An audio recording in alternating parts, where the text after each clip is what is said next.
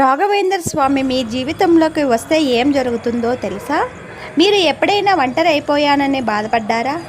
మీకు అన్యాయం జరుగుతుంటే చూసి తట్టుకోలేకపోతున్నారా? అయితే ఈ ఒక్క నిమిషం మీకోసమే. రాఘవేంద్ర స్వామి మీకు ఇస్తున్న సందేశం ఇది. మన గురించి వెనుక మాట్లాడేవారు, మన ఎదుగుదల చూసి ఓర్వలేని వారు చాలామంది ఉంటారు. నిన్ను నిందించిన వారు, నీ కన్నీటిని కారణమైన వారు రేపు నీ విజయాన్ని చూసి కన్నీరు పెట్టుకునే రోజు వస్తుంది. నువ్వు చేయవలసిందల్లా ఒక్కటి, నీ భారాన్ని ఆ రాయుడు పాదాల దగ్గర ఉంచండి.